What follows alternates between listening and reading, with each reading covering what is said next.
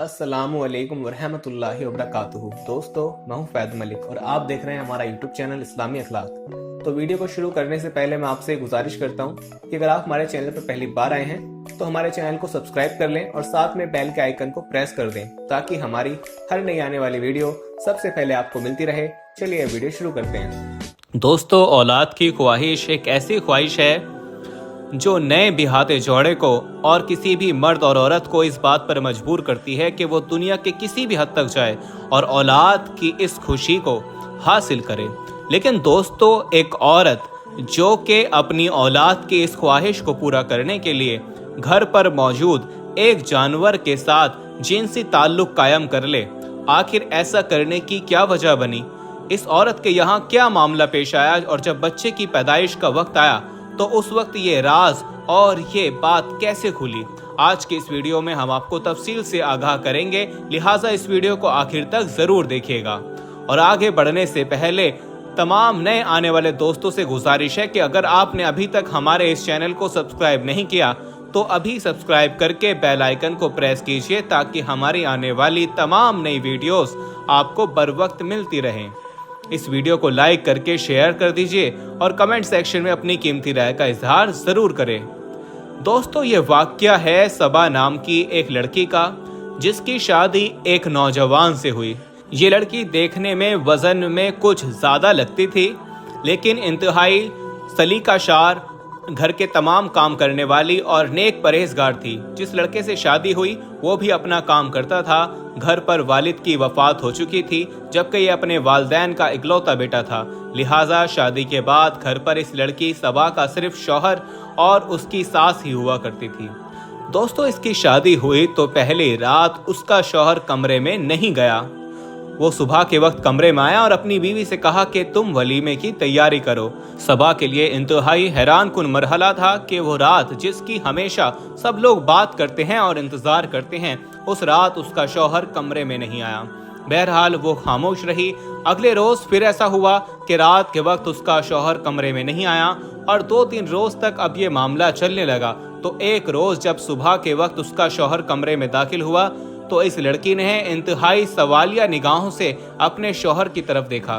तो उसने कहा कि हाँ, मैं तुम्हारा सवाल जानता हूँ, लेकिन मेरे काम की नौयत ऐसी है कि मेरी रात बाहर गुजरा करेगी और मैं दिन के वक्त ही कमरे में आया करूँगा। लेकिन तुम किसी से यह बात नहीं करोगी, ना ही मेरी माँ से शिकवा करोगी, और अहले इलाका और मोहल्ले के लोग जब घर आएं तो तुमने सिर्फ सलाम करना है और इसके बाद अपने कमरे में वापस आ जाना है। ना तो किसी से बात करनी है और ना ही किसी की बात का कोई जवाब देना है। दोस्तों, अब यूं वक्त गुजरने लगा। ये लड़की खामोश रही कि मैं अपने घर वालों को शिकायत करूंगी तो ये मामला बढ़ेगा, और यूं करते करते 6 महीने का वक्त गुजर गया। इसकी सास अब लोगों में ये बात मशहूर करने लगी कि मेरी बहू तो बांझ है, इसका वजन ज्यादा होने की वजह से ये औलाद की खुशी नहीं दे सकती। सबा, जो कि अपने शौहर की हिदायत पर अमल कर रही थी, वो उसकी माँ की बातें सुनती। अहले इलाका और अहले मोहल्ला के साथ जो इसके बांझ होने का जिक्र करती थी तो वो इस पर भी खामोश रहती और कोई शिकायत नहीं करती। लेकिन अंदर ही अंदर वो बहुत परेशान होती और ये सोचती कि जब इनका बेटा कमरे में ही नहीं आएगा, मेरे करीब नहीं आएगा, तो औलाद का सवाल कैसे पैदा होता है। लेकिन वो इन सब पर खामोश रही। अब दोस्तों, ये मामला बढ़ने लगा तो एक रोज जब सबा की वालदा उसको मिलने के लिए उसके ससुराल आई तो सबा की सास ने उसकी माँ को ताना देना शुरू कर दिया कि तुमने अपनी मोटी और बांझ बेटी हमारे सर डाल दी है।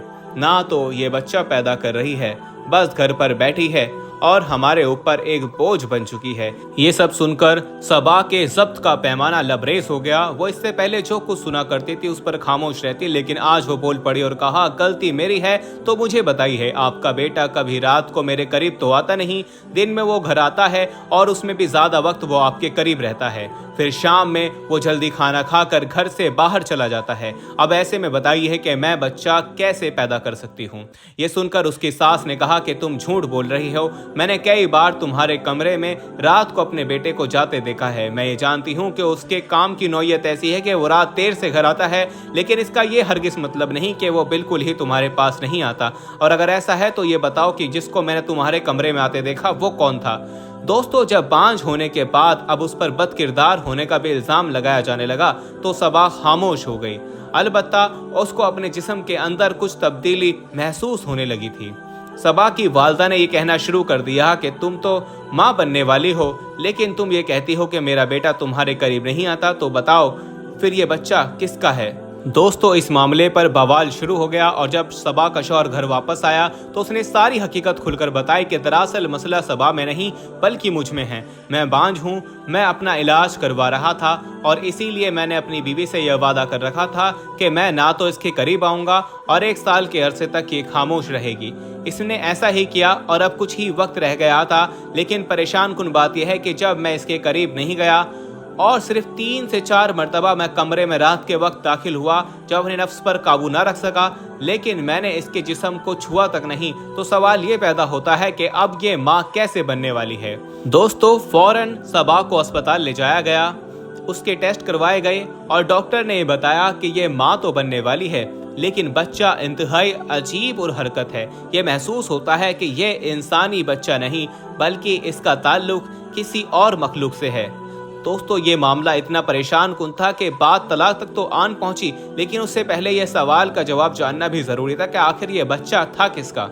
मेडिकल साइंस की जानिब से तो इसका कोई जवाब नहीं दिया जा रहा था। अलबत्ता जब दम दरूद और ऐसे मामलात की तरफ जाने की कोशिश की गई तो पता ये चला कि इनके घर के अंदर एक गधा मौजूद था। इस गधे के ऊपर किसी जिन का असर और साया था। जब रात के वक्त सबा का शौहर घर नहीं हुआ करता था और वो सारी रात परेशानी के आलम में गुजारा करती और अक्सर वो रोया करती थी तो बाहर सहन में आकर बैठ जाया करती। ऐसे में इस जिन ने इसकी आवाज़ सुनी जो इस गधे पर मौजूद था और फिर वो ऐसी सूरत इख्तियार करके रात में उसके कमरे में दाखिल होता और उसके साथ जिनसी ताल्लुक कायम करता, जिसके नतीजे में ये हमला हुई और ये बच्चा कोई इंसानी बच्चा नहीं बल्कि जिन का बच्चा बताया जाता है। फौरन दम और अमल का सिलसिला शुरू हुआ और ये सबा इस बच्चे को अपने पेट में लिए हुई थी, इसको गिराना मकसूद था और आखिरकार वो इसमें कामयाब हो गए। 1 साल का अरसा गिरा तो शौहर का इलाज मुकम्मल हो चुका था। उन दोनों में आपस में जिनसी ताल्लुक कायम किया, नई जिंदगी का आगाज़ किया। तो बहुत जल्द अल्लाह रब्बुल आलमीन ने उन्हें औलाद की खुशखबरी दे दी और ये नेमत से नवाज दिया।